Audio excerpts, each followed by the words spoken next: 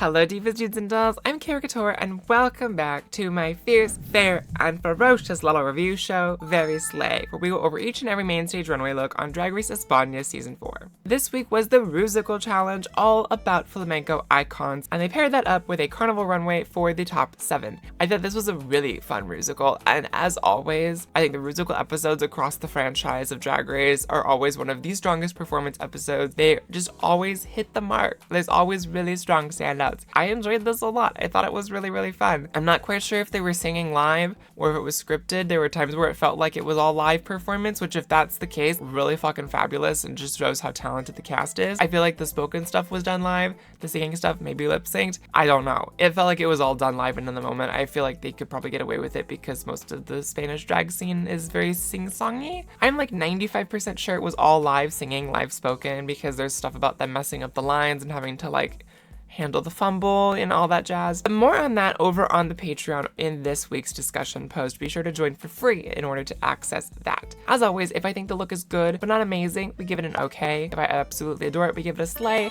And if I think it is a miss, we give it a nay.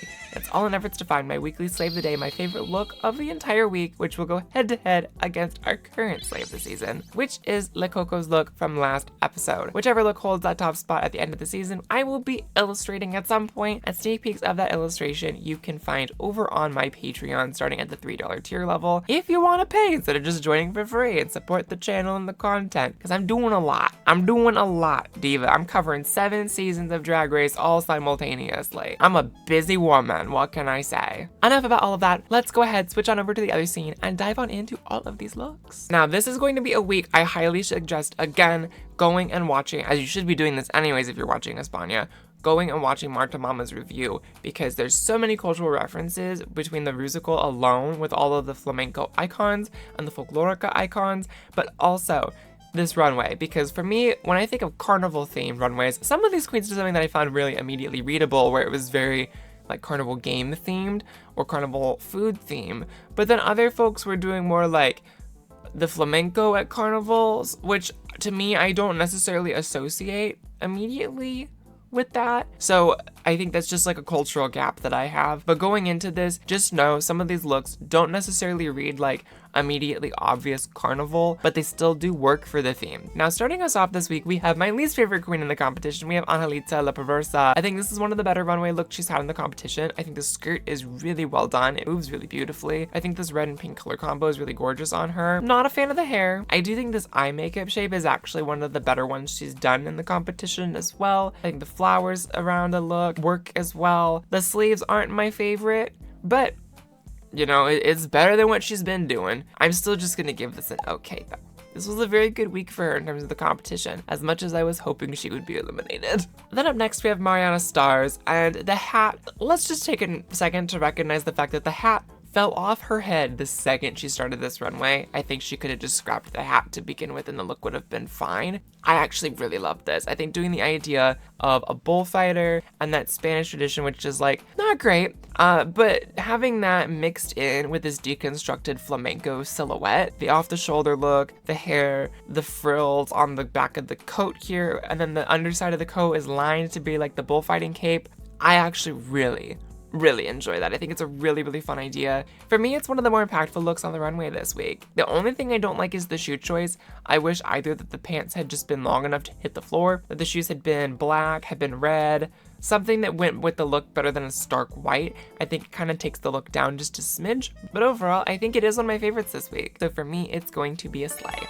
Then up next, we have Maggie, who is doing way too much. I think her makeup is one of the best faces she's done in the competition. I really am not crazy about this hair, but with the headpiece, she kind of has to do something that's not over the top. It's something a little more regular that she can just like tack the headpiece into. I like the idea of the skirt with how it flares up. I think that's cool. And it does really give carnival booth and like carnival tent energy. I hate the shoes. I hate the red petticoat with this. It's just not giving what it needs to be giving. I think the headpiece is a cute idea, but it's too literal, in my opinion. And there's nothing wrong with the literal look, but it's like, it feels like she's trying to do way too many ideas. And once again, that's my biggest problem with her, is that her drag feels so generic. Like, it feels so inauthentic because she lacks references, and she tries to just do like everything to be readable to the audience, or the most bare bones basic concept. In general, I think this is one of the weakest looks this week. I'm gonna give it a nay, because I don't like the color palette, I don't like the detailing, and it's just a mess.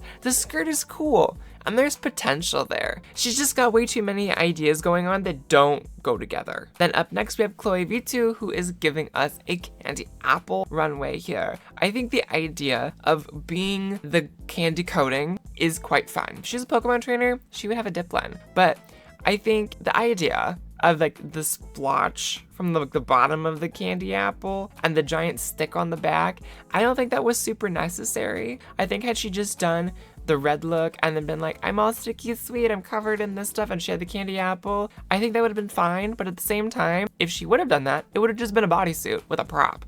I think she's kind of stuck between a rock and a hard place. A sticky place, perhaps even. It's okay for me.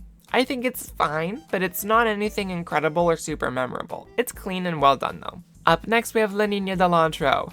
Favorite mug on the runway this week. I love this makeup so much. And I think doing this like kind of like scene girl who's covered in stuffed animals and is a claw machine creature is a really fun idea. That being said, a really fun idea only gets you so far when the look is this bad. Like, it just doesn't come together. The claw is cool, but had she had the claw and then she was the stuffed animal being taken, I think that would have been more interesting and it would have been less wild in terms of execution instead of just being stuffed animals just tacked all over the place. It's too busy. As much as I don't like Meggy's look, I think Meggy's look is more successful in terms of a fashion construction standpoint than what La Niña's look is. It's just a mess. Like from here up, it's cool, but then from like the chest down, it's awful. It's a nay.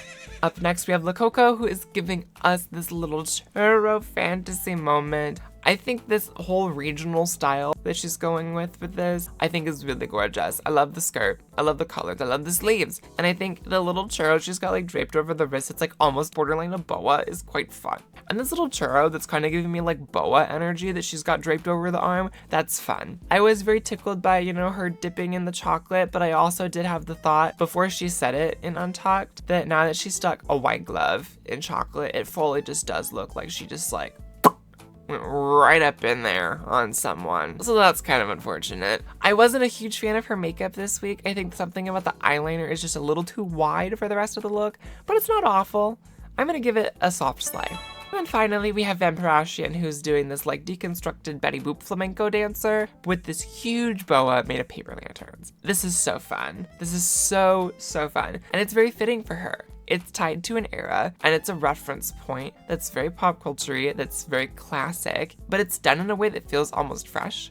I wasn't crazy about the green color choice with the navy and the white, but at the same time, it works. It's kind of giving sports team color palette a little bit, which is kind of not my fave thing, but the boa, I think of everything on the runway this week, is the most interesting standalone piece. Honestly, she kind of just gets a slay for the boa alone, and I was so happy that Vampy finally got her first win, and I think it really shows the testament to how strong this cast is and that they've learned from the mistake of season 3 where they were just giving Petita every win possible because we are now on episode 6 and not a single person has won twice. It's been a new winner every single week. The ones who haven't won challenges go home. Eventually, the ones who have won are gonna get their second. I'm really excited to see who it's gonna be. I'm hoping that it's Vampy first, because I love her, and she's my favorite, and I want her to win. And that is all of the looks this week, so now it is time to pick my slay of the day. And this might be a controversial choice, but in all honesty,